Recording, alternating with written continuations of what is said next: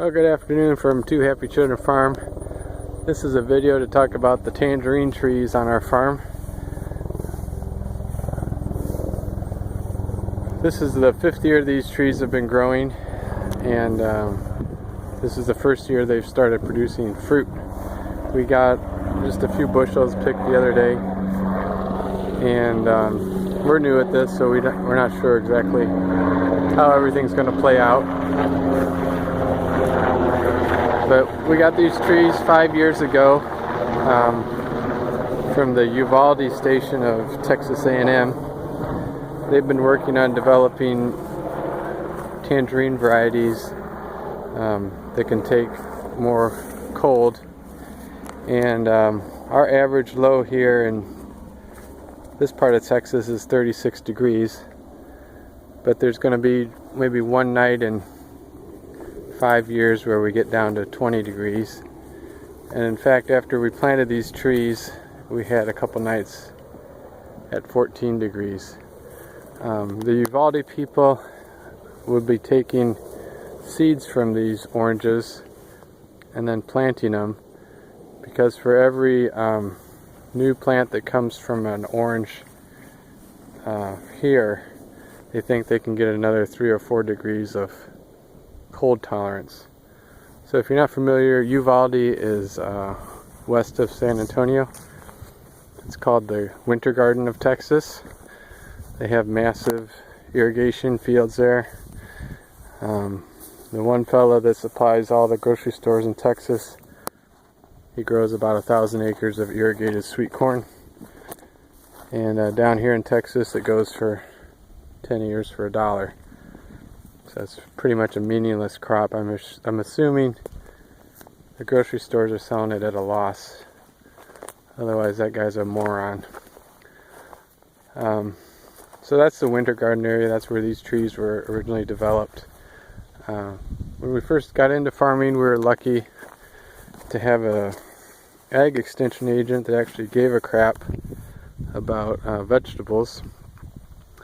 Bob Whitney, he had been in the ag extension several times. He'd gotten Texas Agriculture Man of the Year. In the 90s, he was one of the guys that helped develop commercially viable systems for growing seedless watermelons.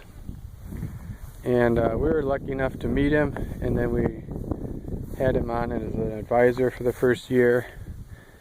And his friend, Dr. Larry Stein at Uvalde, was looking for some guinea pigs, and us being new at farming, that's about the definition of guinea pig.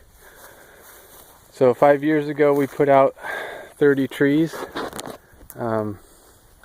This is where the first 15 trees stop. So you'll see one variety was on this row and one variety was on the other row. So if you look at cold tolerance, it's hands down one of the varieties is better. All 15 of the trees are still alive. And on this side we've lost, I think, 11 of them. But what's here, these look like pretty good fruit. They're just developing late, but that's a good size orange there. So that's our little story about getting into the citrus business. I think we're one of the farthest north tangerine growers. We're hoping it works out. We've been tasting these as we harvest. They're very sweet. Haven't done a lot of management on them except to keep the place mowed.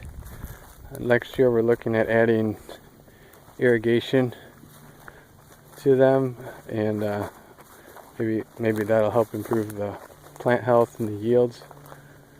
But as you can see, the fruit set was pretty good this year. We have 3 beehives. I think that probably helped, and they just pollinated like crazy. So that's another aspect of how we farm down here. When they ask you what you grow as a vegetable farmer, you have to usually say all of the above, and then you weed out the ones that you're not so good at or you don't have a market for. For example, sweet corn, The only reason we have a market versus a 10 cents an ear corn at the grocery is we've been doing it for 10 years and we've developed a reputation for the quality and freshness, and it doesn't match anything you get at the store. But then also the Texas population has become more non-native, so these people that are moving here are looking for the same quality of corn or better than what they ate from wherever they came from. And you know, that stuff in the store is just like eating wax paper. So there you have it, another part of our operation. It looks like we're going to have a good tangerine crop. We picked the first couple bushels.